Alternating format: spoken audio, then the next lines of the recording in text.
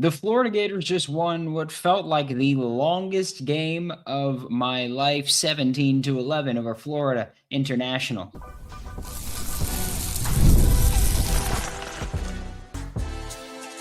You are Locked On Gators, your daily podcast on the Florida Gators.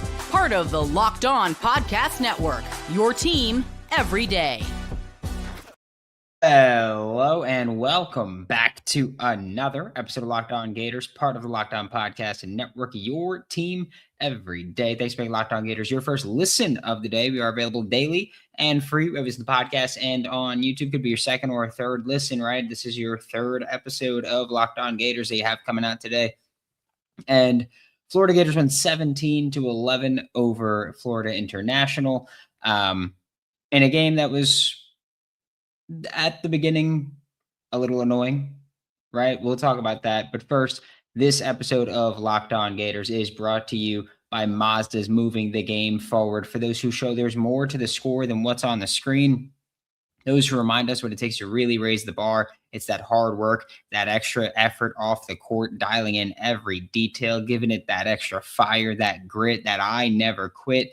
Mazda puts that same passion to every model. Highlights make the real. What it takes to get there makes it count. There's more to a Mazda because there's more to you.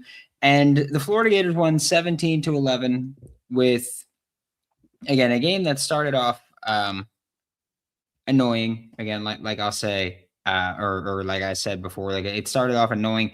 And it's amazing that Florida won because Florida International started the game with a kill shot, right?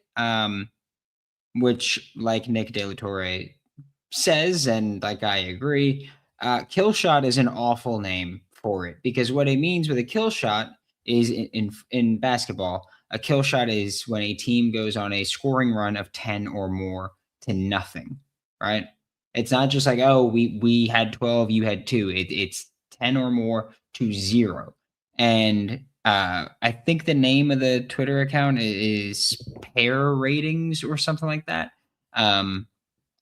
They developed a kill shot that is it's the first team to score 2 runs and then have a shutout in the next half inning or not allow a run in the next half inning. The first team to get that wins. I think they claim about 82% of the time.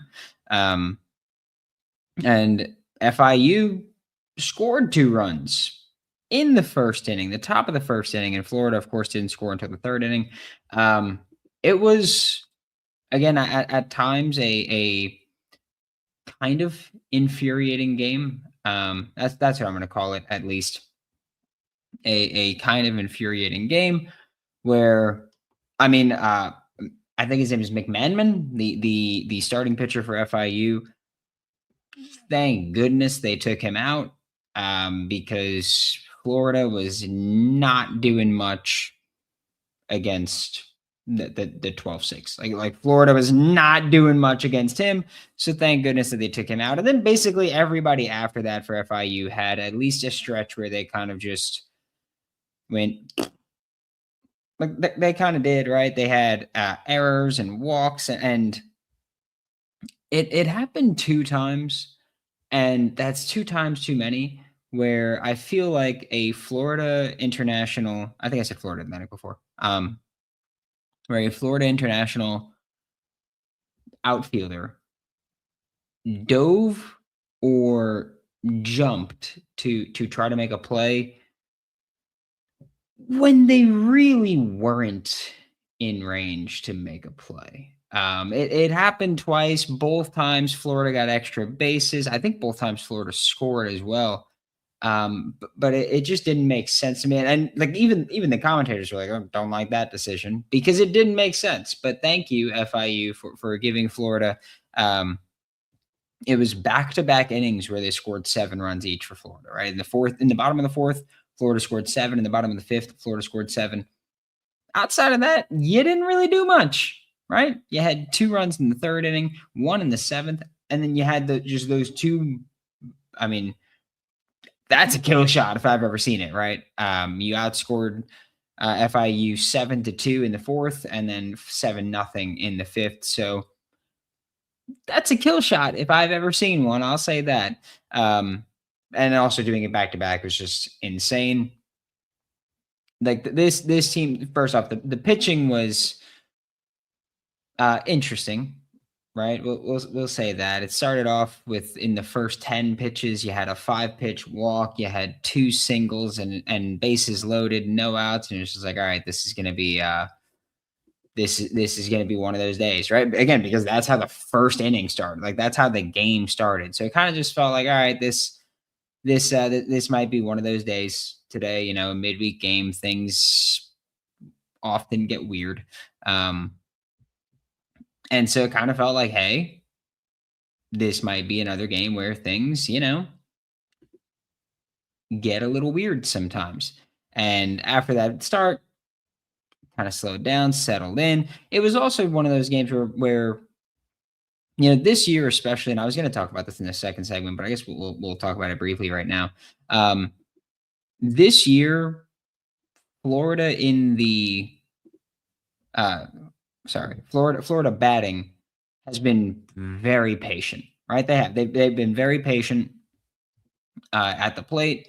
They've been working the count, getting just good quality at bats, and it was really tough when facing McMahon, the starting pitcher for FIU, because he was throwing just everything he was throwing was a strike. Where it's like, all right, even if you want to take the first pitch or first 2 pitches, like that. There were strikes, right? So it's like, all right, well, now I'm in an 0-2 count. And now he's throwing that 12-6 curve that we're struggling with, which people struggle with just about every time they face it, I think now, just because you never see the damn thing. Frankly, you never see a 12-6 curve anymore. But I'm glad that you got it. Hell of an outing from Ricky Reith. We will talk about that when we get back with Locked On Gators. If you've ever wanted to sit at an NBA Finals experience game and get that live in person, FanDuel is giving you the chance to turn that dream into reality with their NBA sweepstakes. So here's how it works. Use your profit boost on any NBA future and you'll automatically be entered for a shot to win an NBA Finals trip for 2. So that's right. Flights, tickets, the whole experience. Visit FanDuel.com to get started. Use your profit boost on an NBA future and get entered for your chance to win a trip to the NBA Finals. Play your game with FanDuel, the official sports betting partner of the NBA. And with workplace chaos, deadlines stacking up, inbox overflowing, and the one position that you have to fill still sitting open, when the pressure's on and you need the right hire, this is a job for Sponsored Jobs. Indeed, Sponsored Jobs helps you reach the people who actually fit what you're looking for: skills, experience, location. So you're not just hoping that the right candidate stumbles across your post. No, you spend less time searching, more time actually interviewing candidates who check all the boxes, less stress, less time, more results. When you need the right person to cut through the chaos, this is a job for Indeed Sponsored Jobs. Just go to Indeed.com/podcast right now. Tell them Locked On Gators sent you, and listeners will get a $75 sponsored job credit to help get your job the premium status it deserves at Indeed.com/podcast. That's Indeed.com/podcast. Terms and conditions apply. If you need to hire, this is a job for Indeed Sponsored Jobs. Thanks again for making Locked On Gators your first listen of the day every day. We are available daily and free whether it's the podcast and on YouTube. And the Florida Gators offense got going against FIU, especially after those first 2 innings of going scoreless. Then you had 2, 7, 7, 0, 1, 0, and that was it. You didn't get to bat in the bottom of the 9th. Pitching does need to be better. We'll get to that in a second too, but Florida at the plate again, like he drew 8 walks. I think that you're watching a team where it's patient hitting. Offense really got going. Patient hitting, patient swinging the bat, and just guys that are kind of looking to find a rhythm. Again, like once FAU took out McMahon, things just got easy for you at that point. It was again like there were errors for FIU in the field, but there were also there was an error and then a couple of what I'm going to call poor decisions in the field, and then the bats got going, right? Like, you had 17 runs and 14 hits, 8 walks. 8 walks is huge. I love that. Like, I just something about plate discipline Love it. It's one of the reasons that as a Mets fan, I was like, Ruben Tejada, I love you. Um, so that's the kind of glimpse you get that I have to idolize guys like Ruben Tejada at the plate to really be like, yeah, that's what I think of as a positive experience at the plate in my lifetime. Surowiec had a costly error in the first inning where you could have got out of it with a double play. Instead, he just kind of rips it. First inning where he just rips it past and allows 2 runs to score. And could have like even if the throw was late, because he also kind of hesitated with what he was going to do. Even if the throw was late, you could have got one run scored limited there, but no, 2 runs scored early on. And that dreaded kill shot that definitely paid off against Florida, where again, the first team to score 2 runs to 0 wins 80 something percent of the time, but that didn't happen. Kill shot's a bad stat in baseball. Don't like it at all. There's so many reasons that it just doesn't make sense, right? Including the fact like you get multiple opportunities to score, have at bats in baseball, and you can have so many chances where it's like 2-0. That's nothing. Like 2 runs to nothing is 0. Zilch. Nothing. It's a walk and a home run, and then right there it's erased. You're not getting that in 2 possessions in basketball, right? Things like that. It's just what irritates me, frankly. Just gonna be honest about that one. But Florida, you had Surowiec got going at the plate a little bit, went 2 for 5, had 4 RBIs. Again, this was a Florida Gators team that also, that's an insane stat, actually. Nick De La Torre just tweeted that 14 of the Florida Gators' 17 runs tonight were scored with 2 outs, which is like something I need to know what the record is. Because that's insane. 14 of 17 coming with 2 outs is absolutely nuts for the Bats.